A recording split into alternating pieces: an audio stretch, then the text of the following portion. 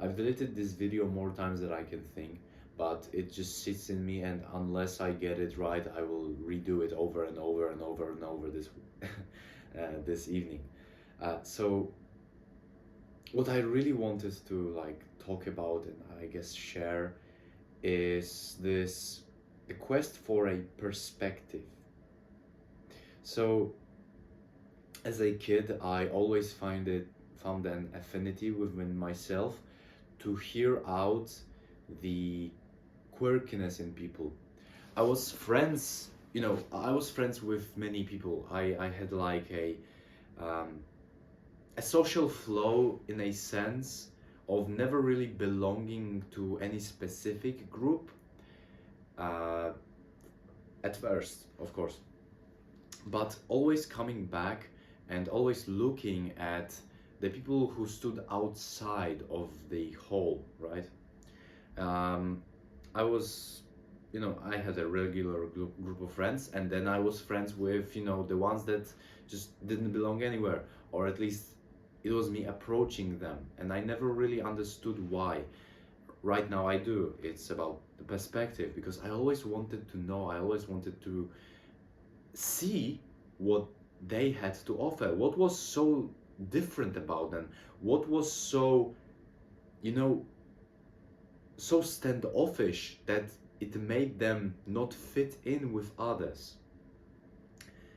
Unfortunately, due to outside pressures and me giving in, I, well, not homogenized, but I attached myself to uh, the usual, the norm, the status quo, and I became kind of an agent of conformity. So I actually made the freaks stand out even more, and like making myself like this, convincing myself, unfortunately, that what I'm doing is right, when in actuality within myself there was this wolf that basically was clawing at the outside because it just didn't feel like it was correct.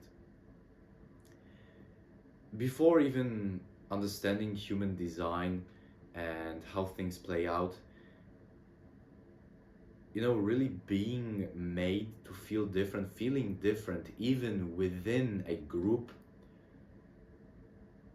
was always hard.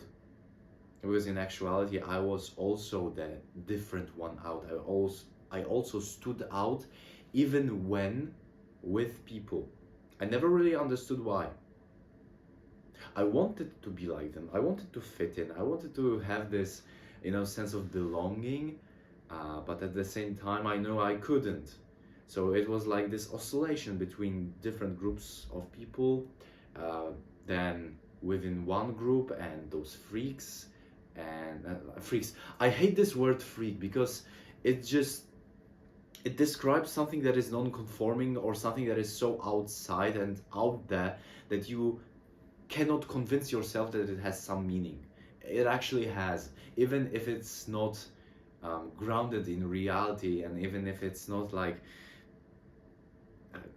even convincing you to anything. It's just like it's interesting, okay? And calling them freaks is just derogatory to yourself, even, because each person has this depth. Each person has a different perspective, and I was getting bored of the sameness, in perspective. When I was homogenized, the term thrown around, when I was with the status quo and not expressing, emoting what I wanted to emote, it's made me lose this wonder. So when I just cut out most of the things that I didn't like about myself and others, this childlike curiosity of finding different perspectives came back. Even before knowing human design, the last 2 years, I've met so many people and shared so many different viewpoints with them, and I like amalgamating things that I find interesting and just like keeping it inside and maybe sharing them. And now I understand why. Because I have a completely open G Center and I have a lot of individual channels. So a open G Center always is looking for a sense of me, a sense of self. And this quest for perspective was actually its way of wanting to know more about the other so it could find the right things to emote, to like express. And it's still like this to this day. I find it really funny that whenever I'm with the people that actually, you know, see me for me, even though I'm an individual and I definitely stand out. I'm a manifester. So there's always this show, um, and I have sun in like provocation, and like I also have the gates of shock. So always this emoting, always this finding, trying to do something else, and it's bringing me so much more joy and this realization of just how much it takes to be an individual within a group and actually be bold enough to share your own perspective on how you see things, and just how much people can be brushed off by this and try to make you conform. It's no wonder that people have like depression and feel like they're freakish and ostracized. It's because it's an individual process. An individual process is never made to be the same, or it's never meant to